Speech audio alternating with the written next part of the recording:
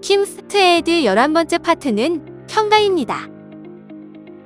핵심적인 질문과 답변을 함께 알아볼까요? 질문 베스트 5입니다.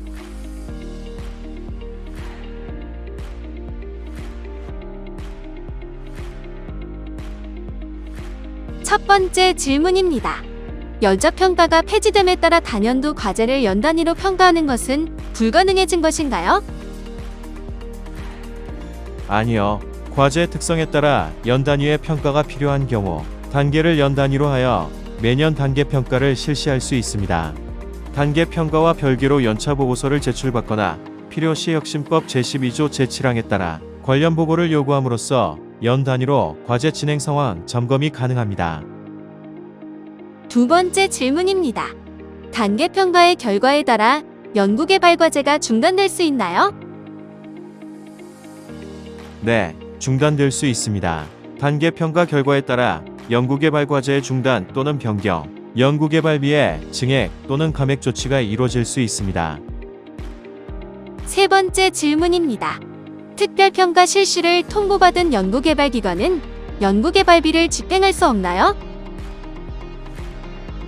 네, 집행할 수 없습니다. 특별평가 결과가 확정되기 전까지 연구개발비를 추가적으로 집행할 수 없습니다. 네 번째 질문입니다. 모든 연구개발 과제가 같은 방법으로 최종 평가를 받게 되나요? 아닙니다. 전문기관은 연구개발 과제의 특성에 따라 평가 항목 및 평가 방법 등을 달리 적용할 수 있습니다. 다만 사업 특성 등의 사유로 최종 평가의 항목 및 방법을 달리 적용할 경우 최종 평가 전에 주관 연구개발기관에 이를 공지합니다. 다섯 번째 질문입니다. 과정과 결과가 극히 불량한 경우에 제재 처분을 한다면 과정의 극히 불량은 어떻게 평가하나요? 과정의 극히 불량 여부는 연구개발 과제의 단계, 최종 평가 시 결과의 극히 불량 여부와 함께 평가할 예정입니다. 오늘 배우실 학습 내용은 첫째, 단계 평가, 둘째, 최종 평가, 셋째, 특별 평가, 넷째, TMS를 통한 보고서 제출 방법입니다.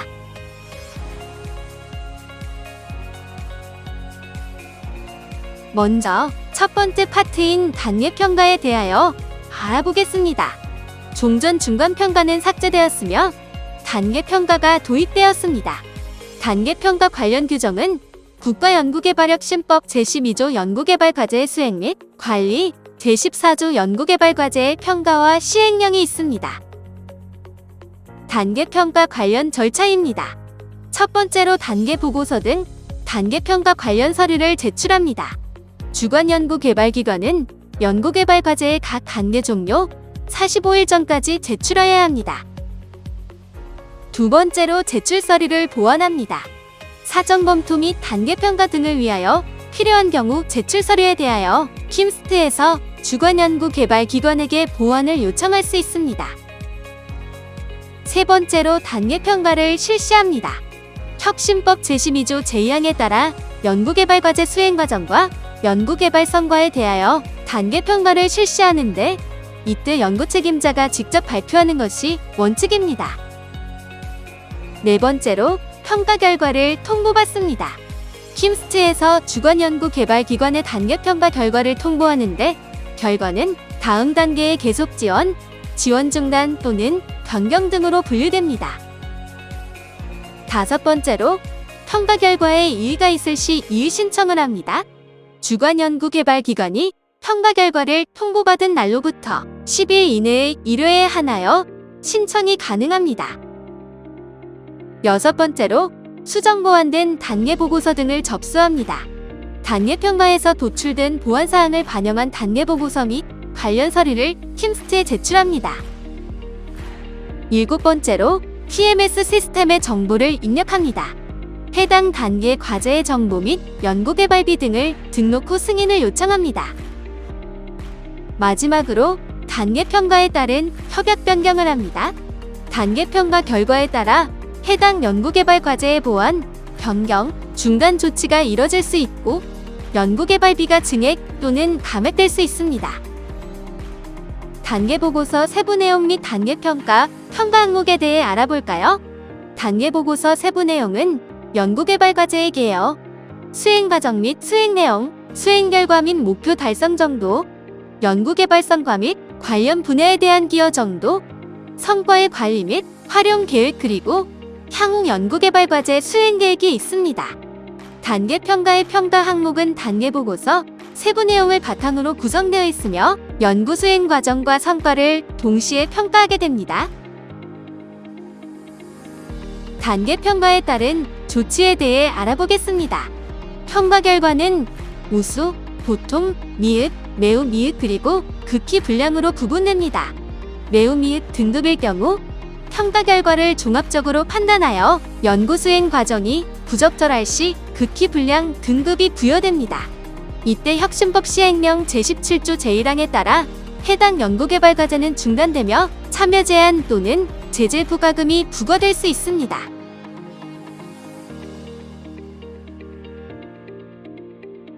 두 번째 파트인 최종평가에 대하여 알아보겠습니다.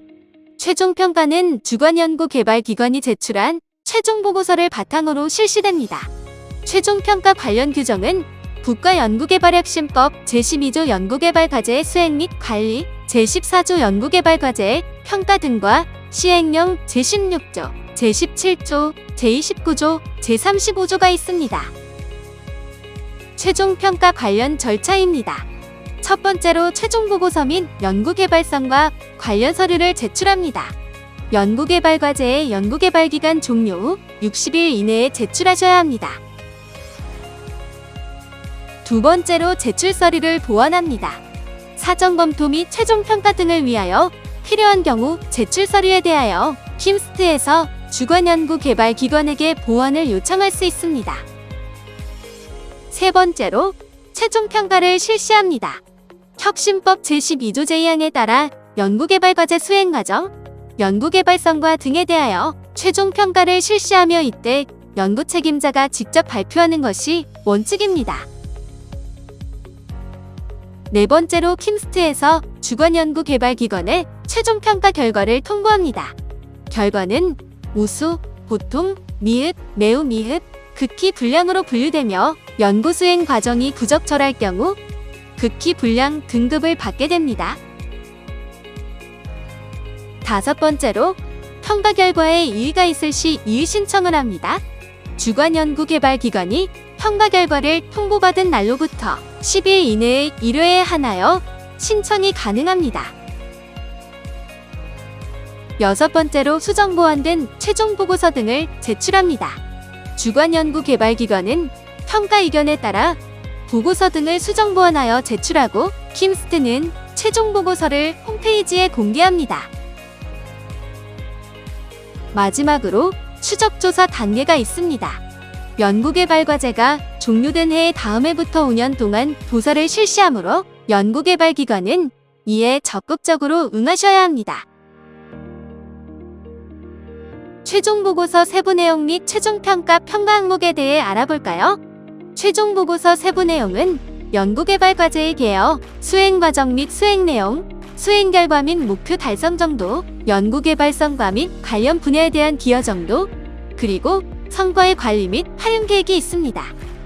최종평가의 평가 항목은 최종보고서 세부 내용을 바탕으로 구성되어 있으며 연구 수행 과정과 성과를 동시에 평가하게 됩니다. 최종평가에 따른 조치에 대해 알아보겠습니다. 평가 결과는 우수, 보통, 미흡, 매우 미흡 그리고 극히 불량으로 구분됩니다. 최종평가 결과 우수한 연구를 수행한 연구자는 후속 연구개발 과제로의 연계 등 추가 지원이 가능할 수 있습니다. 연구 환경이 변화하였거나 연구 목표가 조기 달성되어 특별평가를 통해 과제를 중단하는 경우 최종평가와 통합하여 운영할 수 있습니다.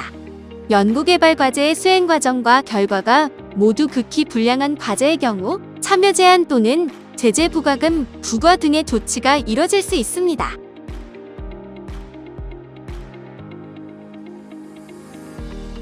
세 번째 파트인 특별평가에 대하여 알아보겠습니다. 특별평가는 언제, 왜 실시하는 건가요? 연구개발과제 수행 과정에서 부정행위가 발생한 경우, 연구 책임자에게 참여 제한이 확정된 경우, 연구개발 환경이 변경된 경우 등에 해당할 때 연구개발 과제의 변경 및 중단 여부를 결정하기 위해 실시합니다. 특별평가를 실시하는 구체적인 사유를 확인해 볼까요? 특별평가를 실시하거나 신청하는 주체에 따라서 사유가 상이합니다. 연구개발 과제에서 부정행위가 발생한 경우, 연구 책임자의 참여 제한이 확정된 경우, 계속하여 수행하는 것이 불필요하다고 판단되는 경우, 협약에 대한 의무를 이행하지 아니하거나 불가능하다고 인정되는 경우에 실시합니다. 특별평가 관련 절차에 대해 알아봅시다. 먼저 특별평가 실시 통보 또는 신청이 이뤄진 후 특별평가가 실시됩니다. 그 후 평가 결과가 통보되며 결과에 따른 조치가 이뤄집니다. 평가 결과에 이의가 있을 경우 통보받은 날로부터 10일 이내 이의 신청이 가능합니다. 특별평가 대상 연구개발기관은 결과가 확정되기 전까지 연구개발비 집행이 불가하며 결과는 협약 변경, 협약 해약, 제재 조치 등으로 분류가 가능합니다. 또한 효율적 추진을 위해 단계평가 또는 최종평가와 통합하여 운영할 수 있습니다.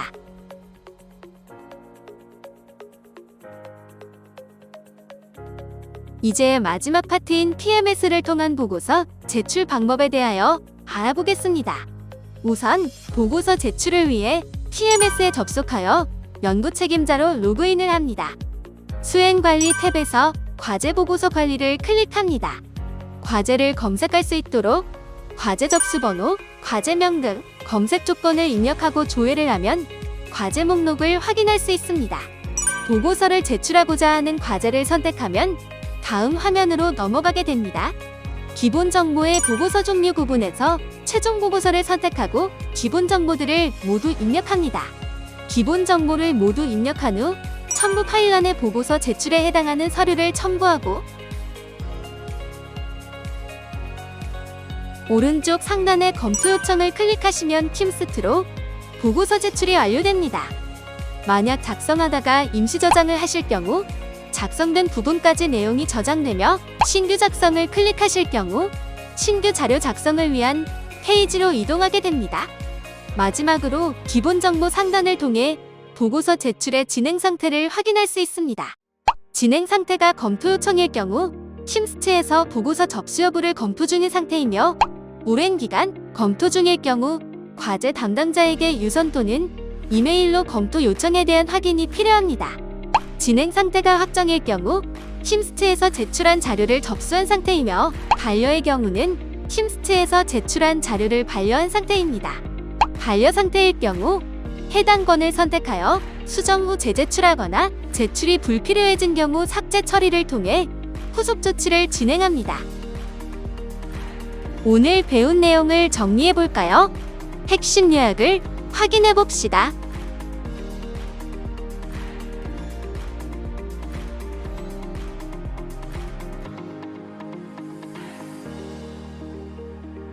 이번 시간에는 평가에 대해 알아보았습니다. 수고하셨습니다.